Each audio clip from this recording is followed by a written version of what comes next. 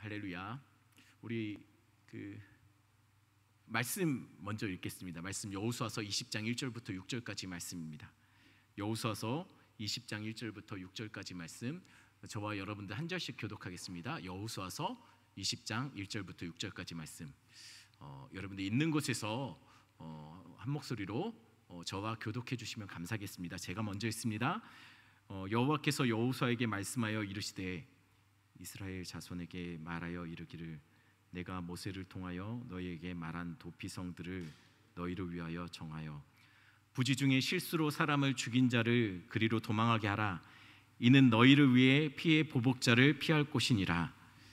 이 성읍들 중에 하나에 도피하는 자는 그 성읍에 들어가는 문 어귀에 서서 그 성읍의 장로들의 귀에 자기의 사건을 말할 것이요 그들은 그를 성읍에 받아들여 한 곳을 주어 자기들 중에 거주하게 하고 피의 보복자가 그 뒤를 따라온다 할지라도 그들은 그 살인자를 그의 손에 내주지 말지니 이는 본래 미워함이 없이 부지 중에 그의 이웃을 죽였음이라. 그 살인자는 회중 앞에 서서 재판을 받기까지 또는 그 당시 제사장이 대제사장이 죽기까지 그 성읍에 거주하다가 그 후에 그 살인자는 그 성읍 곧 자기가 도망하여 나온 자기 성읍 자기 집으로 돌아갈지니라 하라 하시니라. 아멘. 가정에서 있는 곳에서 한번 이렇게 인사했으면 좋겠습니다. 하나님이 우리의 예배를 들으십니다.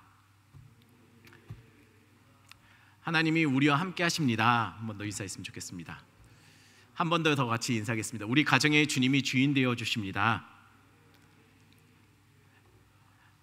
있는 곳에서 예배할 때 하나님 그곳에서 함께 하실 것입니다. 우리 한번 이 사진을 한번 같이 보았으면 좋겠습니다. 이 사진이 뭡니까? 화장터가 화장터가 들어오는 것을 반대하는 현수막입니다. 이런 현수막은 종종 보죠. 우리가 쉽게 볼 수 있습니다. 화장터가 건설될 때 마을 사람들이 굉장히 그 주변 사람들이 반대하는 모습들을 많이 보게 됩니다. 여러분, 그런데 화장터가 들어오는데 왜 반대를 하죠? 화장터는 필요한 시설입니다. 그렇지 않습니까? 화장터가 들어온다면 어쩌면 그 주변의 사람들에게도 혜택이 주어질 겁니다. 그렇죠? 가까운 곳에 화장터가 있다면 아마 그 주변 사람들에게는 분명히 어떤 식으로라도 혜택이 있을 겁니다. 근데 사람들은 반대를 한다는 것이에요. 이유는 간단합니다. 현수막에도 나와 있던 것처럼 이 화장터가 들어오는 순간 가장 큰 문제점은 땅값이 떨어진다는 거예요. 왜 땅값이 떨어집니까? 아무래도 한국 사람들에서는 이 공동묘지나 또는 화장터나 이것이 주변에 있다는 것은 그렇게 썩 좋은 경험이 아니고 좋은 기분이 아니기 때문이에요. 혐오시설이라고 하죠. 혐오시설이기 때문에 그것이 들어오는 순간 땅값이 떨어지고 그 주변에 사는 사람들은 마음이 결코 편하지 않게 된다는 것이에요. 그래서 이런 시설들은 좀 멀리 두고 싶은 마음들이 있죠. 이런 시설들은 그래서 서울 한복판에는 생기지 않습니다. 또 마찬가지입니다. 얼마 전에 저희 집에 이런 안내문이 왔습니다. 이게 무슨 안내문일까요? 당신 사는 곳 주변에 이런 범죄자가 살고 있다는 거예요. 그러니 조심하라는 안내문이 날라왔습니다. 이 안내문을 받으면 어떨까요? 역시 기분이 썩 좋지 않습니다. 이 역시 사람들 마음을 불안하게 하는 것이죠. 이런 범죄자가, 특별히 구체적으로 말하면 성범죄자가 우리 주변에 산다고 하면 마음이 편하지 않습니다. 우리의 자녀들도 마음 놓고 내보내기 좀 불편한 마음들이 드는 것이죠. 사람들은 혐오 시설이 주변에 있는 것을 싫어합니다. 사람들은 범죄자가 우리 주변의 이웃으로 들어오는 것을 좋아하지 않습니다. 왜냐하면 불편하다는 것이에요. 마음이 불안하다는 것이에요. 그러면 여러분, 이 혐오 시설과 살인자가 한꺼번에 서울이나 우리나라의 대표적인 도시인 서울이나 오산, 우리 두 개가 가장 대표적인 도시 아닙니까? 한국에 이 오산의 한복판에 이 혐오 시설과 살인자를 모아놓는 그런 마을이 있다라고 생각해 보십시오. 어떤 일이 벌어지겠습니까? 아마 그 주변의 사람들은 피켓 들고 난리도 그런 난리가 없을 겁니다. 현수막 걸고 못 들어오게 막아낼 겁니다. 그런데 오늘 본문에 보니까 혐오 시설과 살인자들이 모여있는 두 개가 동시에 들어오는, 그렇게 지정되어지는 것이 오늘 본문에 소개되어 있다는 것이에요. 여태까지 제가 부임하고서 계속 틈날 때마다 여호수아를 강의했습니다. 드디어 여호수아서가 20장을 같이 살펴보게 됐는데요, 20장에 소개되는 성들이 있습니다. 아주 독특한 성들이죠. 제가 주일 설교 때도 한번 이야기했던 성입니다. 이 성들은 범죄자가 모이는 성입니다. 그냥 범죄자가 아니에요. 살인자들입니다. 살인했던 사람들이 모여드는 성이에요. 이 성 사람들은 졸지에 자신들 주변의 살인자들이 이웃으로 들어오게 된 것이죠. 말하자면 자신들의 성이 혐오 시설이 된 겁니다. 그리고 이 성 안에 살인자들이 같이 이웃으로 들어와 살게 된 것이에요. 그러니 이들이 마음이 편하겠습니까? 불편하겠지요. 이 성의 이름이 뭡니까? 도피성이에요. 성경은 이 성을 도피성이라고 말합니다. 그럼 도피성은 도대체 무엇을 하는 성일까요? 3절 말씀 한번 같이 읽어볼까요? 계신 곳에서, 여러분들 예배드리는 그곳에서 저와 함께 같이 읽어보겠습니다. 부지 중에 실수로 사람을 죽인 자를 그리로 도망하게 하라. 이는 너희를 위해 피해 보복자를 피할 곳이니라. 말 그대로 살인자들이 도망칠 수 있는 성입니다. 비록 살인자여도 이 성에 들어가게 된다면 보호받을 수 있는 성, 그래서 살인한 사람들이 어찌됐던 이곳까지 도망쳐갈 수 있도록 이렇게 배려된 그 성이 바로 도피성입니다. 그러나 그나마 좀 그래도 그 주민들이 좀 괜찮은 것은 뭐냐면요, 이들이 살인자긴 하지만 그냥 일반 살인자는 아니라는 것이에요. 부지 중에, 한마디로 말하면 모르고 실수로 사람을 죽인 사람들이 도망치는 성이 바로 도피성이었어요. 당시에는요, 누군가에게 피해를 주게 된다면 이것에 대해서 이렇게 그 죄를 다루는 하나의 기준과 같은 그런 법규가 있었습니다. 그것이 뭐냐면 이에는 이, 눈에는 눈이었습니다. 내가 누군가의 일을 상하게 했다면 그 죄에 대한 책임은 내 일을 상하게 함으로 죄값을 치르는 것이에요. 눈도 마찬가지죠. 내가 누군가를 상하게 했다면 역시 제 눈도 상하게 해야 그 내가 범한 죄로부터의 책임이 자유로워지는 것이에요. 내가 누군가의 다리를 부러뜨렸습니다. 그러면 내 다리 역시 부러뜨려야 그 죄에 대한 책임으로부터 자유롭게 된다는 것이에요. 그러면 여러분, 살인의 경우는 어떨까요? 내가 누군가를 죽였습니다. 그러면 그 죽인 살인으로부터의 책임으로부터 나는 어떻게 하면 자유로울 수 있을까요?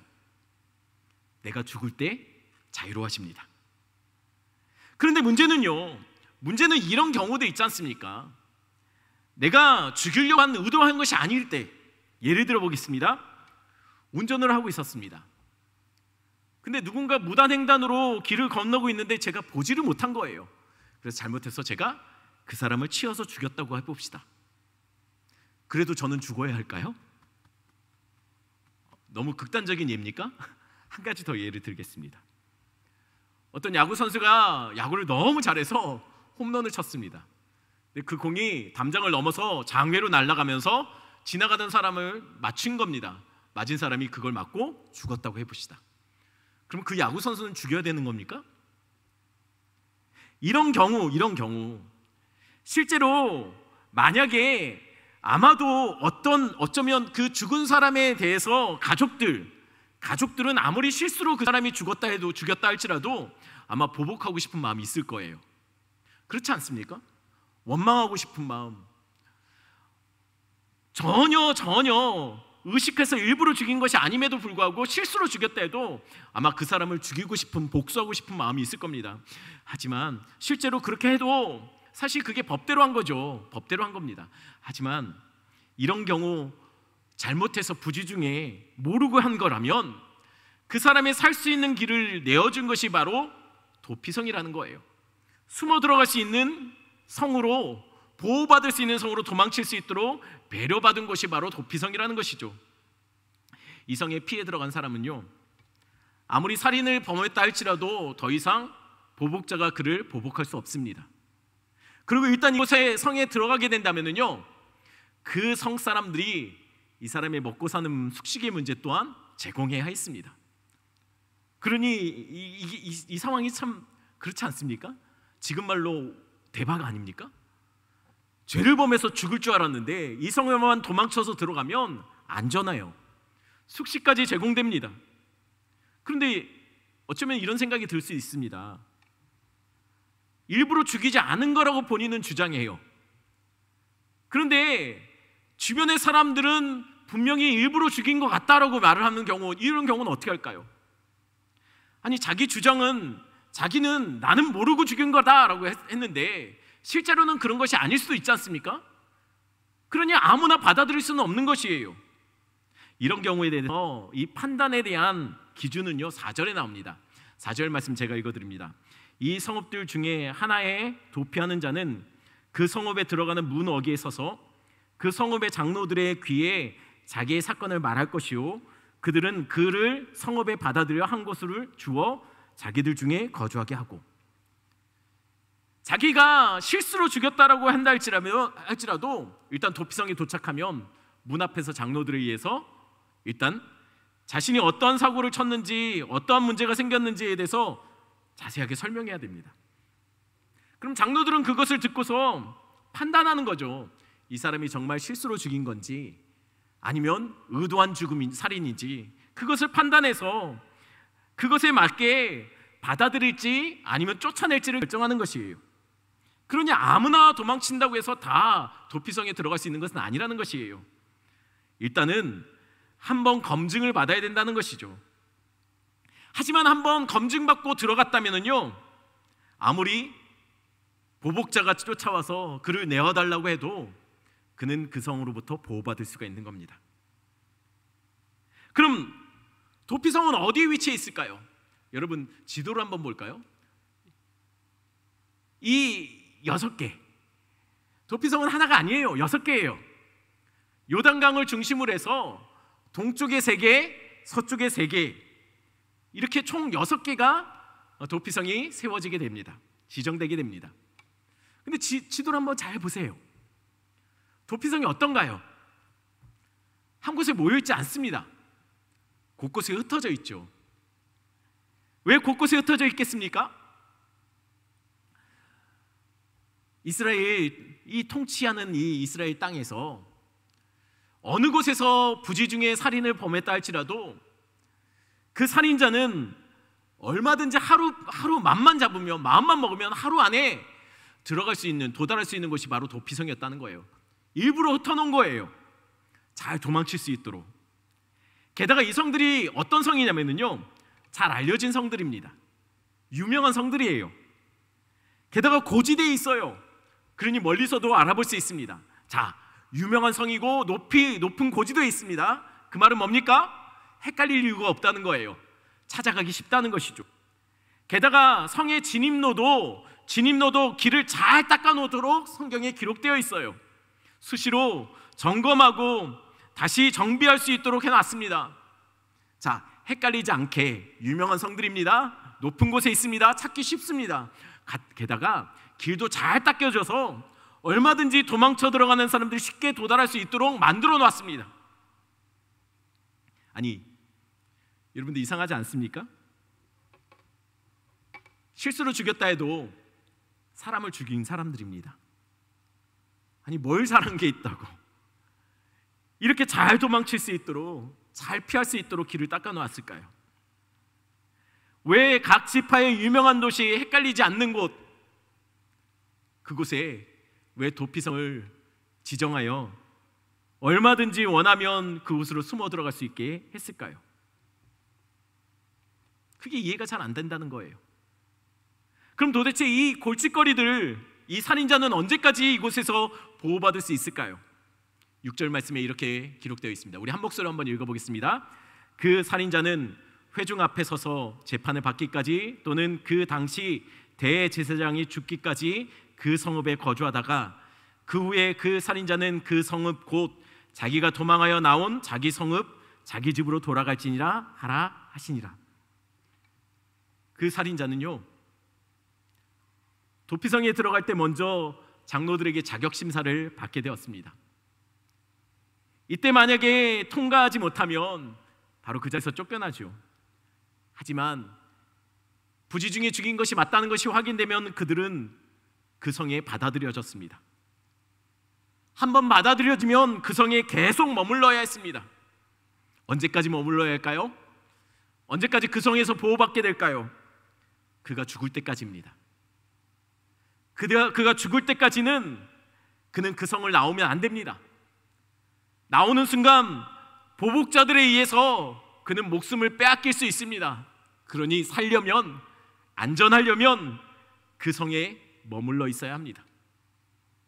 하지만 이 살인자가 그럼에도 불구하고 이 성읍에서 마음껏 밖으로 나와 자기 고향으로, 자기 집으로 돌아갈 수 있는 길이 열릴 때가 있었습니다. 그때가 언제일까요? 대제사장이 죽는 날입니다. 대제사장이 죽으면 각 도피성에 마치 감옥에 갇힌 듯 그곳을 떠나지 못하고 그곳에 머물러 있어야만 했던 수많은 살인자들은 대제사장이 죽는 순간 모두 해방되어 마음껏 자기가 원하는 곳으로 갈 수 있고 그토록 그리던 그의 고향으로 돌아갈 수 있게 되었습니다. 아니, 도대체 대제사장이 죽는 것과 도피성에 있는 살인자들이 밖으로 뛰쳐나오는 것이 무슨 연관이 있을까요? 학자들은 이 부분에 대해서 이렇게 추측해요. 이 도피성 안에 숨어있는 살인자들이 밖으로 나올 수 있다는 것은 그들의 죄, 누군가를 죽였던 죄에 대한 책임으로부터 면제받고 자유로워졌다는 의미라는 것이죠. 대제사장이 죽었는데 그것이 곧 자신이 범했던 죄에 대한 대가를 치름과 같은 것으로 그렇게 여겨지도록 그렇게 하나님께서 정하셨다는 겁니다. 자기는 안 죽었지만 대제사장이 죽었으니 그 죽음이 곧 내 죄에 대한 책임을 위해서 대신 죽으신 걸로 그렇게 치겠다는 것이죠. 여러분, 그러니 아이러니하게도요, 이 죄인들은요 아마도 도피성에 숨어 있는 동안은 그들의 바램과 소원은 그것이었을 거예요. 대제사장이 죽기를 바랬을 겁니다. 대제사장이 죽는 것은 온 이스라엘의 슬픔이었을 거예요. 그러나 이들만큼은 대제사장이 죽기를 바랬을 겁니다. 대제사장이 죽어야 그들은 고향으로 돌아갈 수 있기 때문이에요. 여러분, 이것이 무엇을 말해주고 있는 것일까요? 제가 설교 시간에마다 계속 얘기하는 것은 그겁니다. 성경은 예수 그리스도와 십자가만 말합니다. 이 도피성도 마찬가지예요. 성경은 예수 그리스도를 우리의 영원한 대제사장이라고 소개하고 있습니다. 대제사장이신 그분이 십자가에 죽으시자 어떤 일이 벌어졌습니까? 죽을 수밖에 없는 우리의 죄짐이, 모든 죄에 대한 책임이 풀려나가는 것을 경험하게 됐습니다.